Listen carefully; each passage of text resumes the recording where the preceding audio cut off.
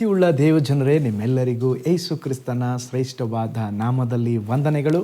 Shalom, ನಿಮಗೆ ಸಮಾಧಾನವಾಗಲಿ. ಹೇಗಿದ್ದೀರಾ? ನೀವೆಲ್ಲ ದೇವರ ಕೃಪೆಯಿಂದ, ಬಲದಿಂದ, ಕ್ಷೇಮದಿಂದ ಇರುವಿರಿ ಎಂಬುದಾಗಿ ನಾನು ನಂಬಿದ್ದೇನೆ. ಈ ದಿನ ಕೂಡ ದೇವರ ವಾಕ್ಯವನ್ನು ಧ್ಯಾನಿಸೋಣ.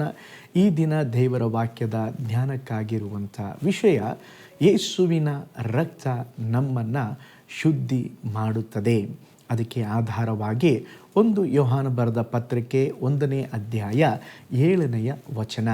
ಯೇಸುವಿನ ರಕ್ತವು ಸಕಲ ಪಾಪವನ್ನು ನಿವಾರಣೆ ಮಾಡಿ ನಮ್ಮನ್ನು ಶುದ್ಧಿ ಮಾಡುತ್ತದೆ. ನೋಡ್ರಿ, ಓದಿಕೊಂಡ ವಾಕ್ಯ ಭಾಗದಲ್ಲಿ ನಾವು ನೋಡಿದೆವು, ಯೇಸುವಿನ ರಕ್ತ ಸಕಲ ಪಾಪವನ್ನು ನಿವಾರಣೆ ಮಾಡಿ ನಮ್ಮನ್ನು ಶುದ್ಧಿ ಮಾಡುತ್ತದೆ. ಈ ಲೋಕದಲ್ಲಿ ಜನಿಸಿರುವಂಥ ಎಲ್ಲರೂ ಪಾಪಿಗಳೇ. ಆ ಪಾಪ ಈ ಪಾಪ ಎಂಬುದಾಗಿ ಅಲ್ಲ, ಎಲ್ಲರೂ ದಾರಿ ತಪ್ಪಿದವರೇ. ನಮ್ಮಲ್ಲಿ ಪ್ರವಹಿಸುವಂಥ ರಕ್ತ ಅಥವಾ ನಮ್ಮ ಶರೀರದಲ್ಲಿ ಇರುವಂಥ ರಕ್ತ ನಮ್ಮ ತಾತ ಮುತ್ತಾತನ ಮುಖಾಂತರವಾಗಿ ಬಂದದ್ದು. ಆದಾಮನ ಮಾಡಿದ ಪಾಪದ ನಿಮಿತ್ತವಾಗಿ ಪ್ರತಿಯೊಬ್ಬ ಮನುಷ್ಯರು ಪಾಪಿಗಳಾದರೂ ಅದು ಸಂತತಿ ಅದು ಹಾಗೆ ಸ್ತೋತ್ರ ಆ ರಕ್ತದಲ್ಲಿ ಅದು ಸೇರಿಕೊಂಡು ಬರುವಂಥದ್ದಾಗಿದೆ. ಕೆಲವರು ಹೇಳ್ತಾರಲ್ವ, ಜನ್ಮ ಪಾಪ, ಇನ್ನೊಂದು ಕರ್ಮ ಪಾಪ, ಮಾಡುವುದರಿಂದ ಬರುವ ಪಾಪ ಅಥವಾ ಜನಿಸಿದರ ಪಾಪ.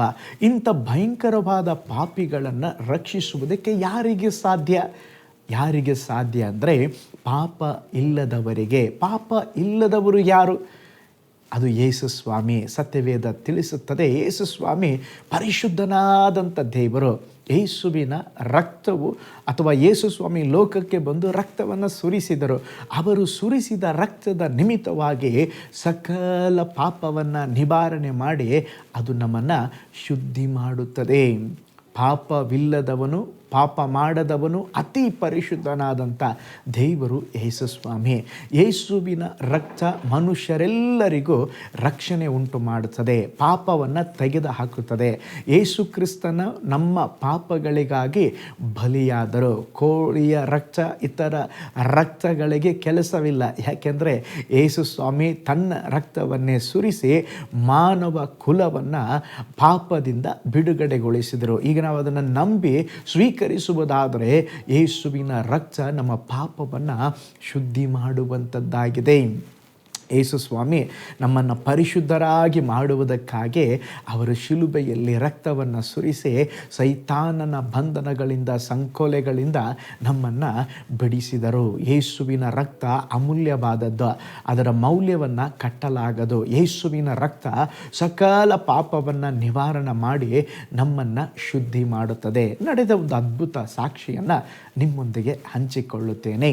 ಇಂಗ್ಲೆಂಡಿನಲ್ಲಿ ಒಬ್ಬ ವೃದ್ಧ ತಂದೆ ಕಠಿಣವಾದ ರೋಗದಲ್ಲಿ ಬಿದ್ದು ಲಂಡನ್ ಪಟ್ಟಣದ ಆಸ್ಪತ್ರೆಯಲ್ಲಿ ಸೇರಿಸಲ್ಪಟ್ಟರು. ಅವರ ರೋಗ ಗುಣವಾಗದೆ ಅವರು ಸಾಯುವ ಪರಿಸ್ಥಿತಿಯಲ್ಲಿದ್ದರು. ವೈದ್ಯರು ಸಹ ಬದುಕುವ ಅವಕಾಶವಿಲ್ಲ ಎಂಬುದಾಗಿ ಹೇಳಿಬಿಟ್ಟರು. ಈ ಸ್ಥಿತಿಯಲ್ಲಿದ್ದಾಗ ಅವನ ಮೊಮ್ಮಗಳು ದಿನವೂ ಆಸ್ಪತ್ರೆಗೆ ಹೋಗಿ ಆ ತಾತನ, ಅವರ ಅಜ್ಜನ ಬಳಿಯಲ್ಲಿ ಕುಳಿತು ದೇವರ ವಾಕ್ಯವನ್ನು ಓದುತ್ತಿದ್ದಳು. ಒಂದು ದಿನ ಆಕೆ ಜೋರಾಗಿ ಯೋಹಾನ 1ನೇ ಅಧ್ಯಾಯ ಓದುತ್ತಾ, ಯೇಸುವಿನ ರಕ್ತವು ಸಕಲ ಪಾಪಗಳನ್ನು ನಿವಾರಿಸಿ ನಮ್ಮನ್ನು ಶುದ್ಧಿ ಮಾಡುತ್ತದೆ ಎಂಬಂಥ 7ನೇ ವಾಕ್ಯವನ್ನು ಓದಿದಳು.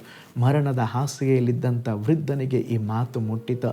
ಅವನು ಮೆಲ್ಲಗೆ ತಲೆ ಎತ್ತಿ, ಮಗುವೆ, ಕಡೇ ಮಾತನ್ನು ಮತ್ತೊಮ್ಮೆ ಓದು ಅಂದನು. ಅವಳು ತಿರುಗಿ ಅದೇ ವಾಕ್ಯವನ್ನು ಓದಿದಳು. ತಿರುಗಿ ಓದು ಎಂಬುದಾಗಿ ಹೇಳಿದನು. ತಿರುಗಿ ಓದಿದಳು. ನಂತರ ನನ್ನ ಬೆರಳನ್ನು ಆ ವಾಕ್ಯದ ಮೇಲೆ ಇಟ್ಟು ಗಟ್ಟಿಯಾಗಿ ಓದು ಅಂದನು. ಅವಳು ಹಾಗೆಯೇ ಮಾಡಿದಳು. ಸ್ವಲ್ಪ ಹೊತ್ತು ಮೌನವಾಗಿದ್ದವನ ಕಣ್ಣಿನಿಂದ ನೀರು ಬರುವುದಕ್ಕೆ ಆರಂಭವಾಯಿತು. ಕರ್ತನ ಕ್ರೂಜೆಯ ಮರಣವನ್ನು, ಆ ರಕ್ತದ ಬೆಲೆಯನ್ನು, ತಾನು ಮಾಡಿದ ಪಾಪಗಳನ್ನು ನೆನೆಸಿಕೊಂಡು ದೇವರ ಬಳಿ ಕ್ಷಮೆಯನ್ನು ಕೇಳಿದ. ಕೆಲವು ನಿಮಿಷಗಳ ತರುವಾಯ ಅವನ ಮುಖದಲ್ಲಿ ಒಂದು ಪ್ರಕಾಶ ಬಂತು. ಪುನಃ ಅವನು ಆ ಮೊಮ್ಮಗಳ ಬಳಿಯಲ್ಲಿ ಈ ವಾಕ್ಯವನ್ನು ಇನ್ನೊಂದು ಸಾರಿ ಗಟ್ಟಿಯಾಗಿ ಓದು ಎಂಬುದಾಗಿ 3 ಸಾರಿ ಓದಲು ಹೇಳಿದ. ಓದಿದಳು. ನಂತರ ಅವನು ಚೇತರಿಸಿಕೊಂಡು ಆ ಮೊಮ್ಮಗಳ ಬಳಿಯಲ್ಲಿ ಹೀಗೆ ಹೇಳಿದ, ನಿಮ್ಮ ತಾತ ಅಜ್ಜ ಹೇಗೆ ತೀರಿ ಹೋದನೆಂಬುದಾಗಿ ಯಾರಾದರೂ ಕೇಳಿದರೆ ನೀನು ಹೀಗೆ ಹೇಳಬೇಕು, ಯೇಸುವಿನ ರಕ್ತ ಸಕಲ ಪಾಪಗಳಿಂದ ನನ್ನನ್ನು ಶುದ್ಧೀಕರಿಸಿತು ಎಂಬಂಥ ವಿಶ್ವಾಸದಿಂದ ನಂಬಿಕೆಯಿಂದ ತೀರಿ ಹೋದರು ಎಂಬುದಾಗಿ ನೀನು ಹೇಳಬೇಕೆಂಬುದಾಗಿ ಹೇಳಿ ನಂತರ ತೀರಿ ಹೋದರು. ನೋಡ್ರಿ, ಯೇಸುವಿನ ರಕ್ತ ನಮ್ಮನ್ನು ಶುದ್ಧಿಸ್ತದೆ. ಪಾಪಿಗಳಿಗೆ ಒಂದು ಆಶ್ವಾಸನೆ ಕೊಡುವಂಥದ್ದು ಯೇಸುವಿನ ರಕ್ತ. ಪ್ರೀತಿಯುಳ್ಳ ದೇವಜನರೇ, ನಮ್ಮ ಪಾಪಗಳಿಗೆ ಯೇಸುವಿನ ರಕ್ತ ಒಂದೇ ಪರಿಹಾರ. ಓ ಸ್ತೋತ್ರ. ಯೇಸು ಸ್ವಾಮಿ ನಮಗಾಗಿ ಭೂಮಿಗೆ ಬಂದು ಶಿಲುಬೆಯಲ್ಲಿ ರಕ್ತವನ್ನು ಸುರಿಸಿದರು. ಆದುದರಿಂದ ಅದನ್ನು ನಂಬಿ ನಮ್ಮ ಜೀವಿತದಲ್ಲಿ ನಾವು ಬಿಡುಗಡೆಯನ್ನು ಹೊಂದಿಕೊಳ್ಳೋಣ. ಕಣ್ಗಳನ್ನು ಮುಚ್ಚೋಣ, ನಾವು ಪ್ರಾರ್ಥಿಸೋಣ. ದೇವರೇ, ನಿನ್ನ ರಕ್ತವು ನಮ್ಮನ್ನು ಶುದ್ಧಿಸಲಿ. ದೇವರೇ, ನಾನು ನಂಬುತ್ತೇನಪ್ಪ, ನಿಮ್ಮ ಪವಿತ್ರವಾದ ರಕ್ತ ನೀವು ನಮಗೋಸ್ಕರವಾಗಿ ನನ್ನ ಪಾಪಗಳಿಗಾಗಿ ಸುರಿಸಿರುವೆ ಎಂಬುದಾಗಿ ನಾನು ನಂಬುತ್ತೇನೆ. ನನ್ನನ್ನು ತೊಳೆಯ ಮಾಡಪ್ಪ, ನನ್ನನ್ನು ಶುದ್ಧೀಕರಿಸು ಸ್ವಾಮಿ. Hallelujah, hallelujah. ಪ್ರಾರ್ಥನೆ ಮಾಡಿಕೊಳ್ಳೋಣ. ಪರಲೋಕದಲ್ಲಿ ವಾಸ ಮಾಡುವ ನಮ್ಮ ತಂದೆಯಾದ ದೇವರೇ, ನಿಮ್ಮ ಅಮೂಲ್ಯವಾದ ರಕ್ತ ನಮ್ಮನ್ನು ಶುದ್ಧಿಸುತ್ತದೆ. ನಿಮ್ಮ ರಕ್ತದ ಮೂಲಕ ನಮಗೆ ರಕ್ಷಣೆಯನ್ನು ಕೊಟ್ರಿ, ಮೋಕ್ಷವನ್ನು ಕೊಟ್ರಿ. ಅದಕ್ಕಾಗಿ ನಿಮಗೆ ಸ್ತೋತ್ರ ಕರ್ತನೆ. ಇನ್ನು ನಾವು ಪಾಪದ ಪರಿಸ್ಥಿತಿಯಲ್ಲೇ ಇರದೆ ದೇವರೇ, ನಮ್ಮನ್ನು ಆಳ್ವಿಕೆ ಮಾಡುವ ಎಲ್ಲ ಪಾಪದ ದಾಸತ್ವದ ಗುಲಾಮತನದಿಂದ ಒಂದು ಬಿಡುಗಡೆಯನ್ನು ಕೊಡ್ರಿ. ನಿನ್ನ ರಕ್ತ ನಮ್ಮನ್ನು ಶುದ್ಧೀಕರಿಸಲಿ. ಹಾಗೆ ಮಾಡುವುದಕ್ಕಾಗಿ ಸ್ತೋತ್ರ. ಈ ವಿಡಿಯೋನ ವಾಚ್ ಮಾಡಿದ ಪ್ರತಿಯೊಬ್ಬರನ್ನ ಬ್ಲೆಸ್ ಮಾಡಿರಿ. ಈ ದಿನ ಅವರಿಗೆ ಆಶೀರ್ವಾದದಾಯಕವಾಗಿರಲಿ. ಈ ದಿನ ನೀನು ನಿನ್ನ ಜನರನ್ನು ನಡೆಸಿರಿ. ಯೇಸುವಿನ ಹೆಸರಿನಲ್ಲಿ ತಂದೆಯೇ, ಆಮೇನ್, ಆಮೇನ್. Praise the Lord. ಹಾಗಾದರೆ ಯೇಸುವಿನ ರಕ್ತ ನಮ್ಮನ್ನು ಶುದ್ಧೀಕರಿಸುವಂಥದ್ದಾಗಿದೆ.